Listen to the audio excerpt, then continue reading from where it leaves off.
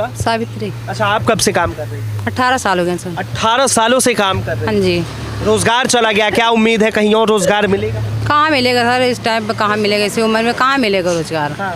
तो बेटियाँ शादी करने के लिए बैठी हैं, दो बेटियाँ हैं, कोई करने वाला नहीं है, आदमी है नहीं है। अच्छा, हाँ जी सर, हम लोग आदमी नहीं है, आदमी की जगह नौकरी करते हैं। तो देखिए साफ तौर पे ये सवाल पूछ रही है कि इनको बेटी का शादी करना है, कोई और है नहीं काम करने वाला, तो आखिर ये करे क्या?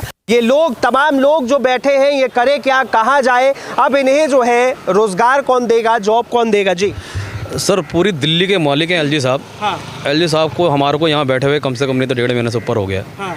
क्या उनको दिखा नहीं कि हम लोग यहाँ पे ऐसे बेरोजगार होके बैठे हुए हैं, भूखे प्यासे बैठे हुए हैं? एक बार हमारी सुध लेने भी नहीं आए। इतनी उनसे गुहार करी हमने, इतनी गुहार करी है कि इतनी चिट्ठियाँ लगा दी हैं उनको, लेकिन हमारे को मिलने ही नहीं दिया गया। जी से लेके विधायक, सांसद कोई आया? सर, कोई ऐसा महकमा हमने छोड़ा नहीं है। राष्ट्रपति तक हमने चिट्ठियाँ लगाई हैं, कहीं से भी कोई सुनवाई नहीं हुई है हमारी। कोई सुनवाई नहीं? कोई सुनवाई नहीं हुई है, ना ही कोई हमारी सुध लेने आया है। हम लोग इस कदर हो गए हैं कि हमने, अब देखिए हमारी चिट्ठियाँ है, हमने सब जगह लगा रखी है। ये कोई ऐसा महकमा हमने छोड़ा ही नहीं है कि हमने उनको चिट्ठियाँ लगाई नहीं है, मतलब कहीं से भी नहीं। हमने अगेंस्ट टीम को भी, मतलब राहुल गांधी, जगदीश टाइडलर, हरभजन सिंह लवली, ठीक है सर, और आपका ये मीनाक्षी जी हमारे बीजेपी की हैं, सांसद हैं, और कोई ऐसा, हाँ, मल्लिकार्जुन, इनको भी लगाया, और ये उपराज्यपाल महोदय जी, इनसे भी कई बारी हमने कोशिश करी मिलने की, पर हमें मिलने ही नहीं दिया गया, ना ही हमारे पास आए ये, ना कोई ऐसा कि 1 मिनट के लिए आके बोल तो दें हमें, और कम से कम कि हम लोग अभी आपके साथ हैं, कम से कम हम कुछ दिन तो जिंदे रहें, नहीं तो भूखे प्यासे। साफ तौर पे इन्होंने, चाहे वो दिल्ली के सीएम हो या फिर सांसद हो या फिर एलजी हो या फिर विधायक हो या वो विपक्षी पार्टी के कोई भी नेता हो, उन तमाम लोगों को इनके तरफ से ज्ञापन सौंपा गया है ताकि इस चीज़ को लेकर उन लोगों की नजरें जाए, इन चीज़ों को लेकर जो है ये लोगों के साथ इंसाफ हो सके, ताकि इन लोगों को जिस तरह से रातों रात बेरोजगार कर दिया जाता है, जो लोग शाम को छुट्टी होने के बाद अपने घर पहुंचते हैं, जो लोग सुबह जब काम पे आते हैं तो पता चलता है कि इन लोगों की रोजगार चली गई है, ये अब इसी उम्मीद से सड़क पे बैठे हैं कि किसी दिन एलजी साहब आए और इन लोगों से वादा करे, या फिर डीडीए का कोई अधिकारी आए, इनसे वादा करे कि इन लोगों को रोजगार दिया जाए, ये लोग भूखे ना रहे, इनके परिवार भूखे ना रहे। आपका नाम? प्रेम।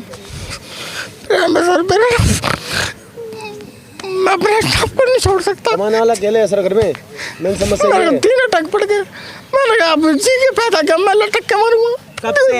दिवाली वाले दिन सवेरे आ गया मैं। कब से आप काम कर रहे थे? 40 साल हो गए सर मुझे, 83 में पक्का हुआ था मैं। अभी इतने बच्चे बैठे सब मेरे सामने, मेरे दोस्तों के बच्चे, तो मेरे से देखा नहीं गया। रात को मेरा दिमाग खराब हो गया, मैंने जाऊँ और फांसी लगा लूँ, वो तो किसी ने देख लिया, मुझे पकड़ लिया, मैं मर जाता सर स्टाफ के लिए, चाहे कुछ हो जाए, मैं अपने बच्चों को नहीं देख सकता स्टाफ के। मतलब ये जॉब नहीं रहेगी तो आप जान दे देंगे? जान दे दूँगा सर, चाहे मेरे को खुद मरना पड़े, चाहे कुछ भी हो जाए सर, मैं अपना स्टाफ के लिए मर सकता हूँ, जैसे भी करूँ। जब तक मेरा स्टाफ अंदर नहीं घुसेगा तो मुझे चैन नहीं मिलेगा सर। चाहते सरकार से क्या चाहते हैं? हम चाहते हैं हमारा पूरा स्टाफ नौकरी करे, बढ़कर जाए मेरे पूरे, तो मुझे खुशी होगी सर। अच्छा। मैं बच सकता हूँ, नहीं तो नहीं बचूंगा सर। मैं चाहे फांसी लगा लूँ, चाहे।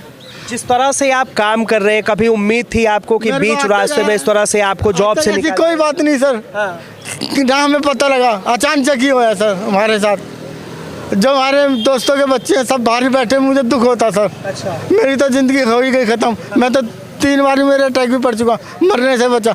अभी इन बच्चों के मेरे मरने से अगर नौकरी आ जाती है तो मेरा खुश ऐसा नहीं है। रोज इनके साथ रहना पड़ता है हमें कि कहीं ऐसा कुछ कदम ना उठा लें। ये इतना रोज परेशान रहते हैं, हम इनको बीच में बैठा के रखते हैं और अपने साथ पकड़ के रखते हैं इनको साथ। ये इतना डिप्रेस में है कि पूछो मत, क्योंकि एक तो इनके 2-3 बच्चे इनके और किराए पे रहते हैं। इन पे कह रहे हैं कि हमारे पैसे नहीं देने के लिए, अब क्या करूँ, मेरे पे यही चारा है, इसके अलावा कोई चारा ही नहीं है। इसलिए इनको रोज बैठा के रखते हैं अपने साथ और पकड़ के रखते हैं कि ऐसा कुछ हरकतें ना कर लें ये लोग। हम लोग 30 तारीख से यहाँ पे धरने पे बैठे हुए हैं। लास्ट जो फेस्टिवल गया हमारा करवा चौथ वाला, उस करवा चौथ के दिन हमारे एक साथी एक्सपायर कर गए हैं अर्ली मॉर्निंग। वो भी साथ में काम करते थे, वो भी एक्सपायर कर। टेंशन इतनी थी, रुपये पैसे की, सैलरी की, कर्जे की। अच्छे वाले थे 6 बजे तक, लेकिन 6:30 पौने 7 बजे वो एक्सपायर कर गए, आते आते वो ख़त्म हो गए। और फिर उस दौरान में मान के चलिए कि उसके कुछ एक दिन बाद ही एक हमारा साथी यहाँ से धरने से वापस जा रहा था, वजीराबाद पे उसका एक्सीडेंट हो गया। अच्छा। वो अभी तक हॉस्पिटल में, ट्रॉमा सेंटर से हम लोगों को फ़ोन आया कि इसके 2 लोगों की जान जा चुकी, जाते हुए रह गए, वो बच गए हैं ट्रॉमा सेंटर में। तस्वीर ये रहा, वो हॉस्पिटल में ये जो एक्सपायर कर गए उनकी तस्वीर। अच्छा, दिखाइए तस्वीर, किस तरह से एक व्यक्ति को काम का इतना टेंशन हो जाता है कि टेंशन के बाद उसकी जान चली जाती है, फिर भी अभी तक यहाँ पर किसी ने सूध-बूध नहीं लेने आई। अभी तक ना ही तो एलजी साहब आए, ना ही तो दिल्ली सरकार के मुख्यमंत्री आए, ना ही कोई सांसद, ना ही कोई विधायक पहुँचा, लेकिन फिर भी ये लोग उनके उम्मीदों पे खड़े होने के लिए ये लोग बैठे हैं ताकि इन लोगों से कोई मिलने आए, इनके रोजगार को कोई बचाने आए। फिलहाल के लिए इतना ही। कैमरा जर्नलिस्ट शिवम शर्मा के साथ मैं Vinayak Kumar, Delhi up to date.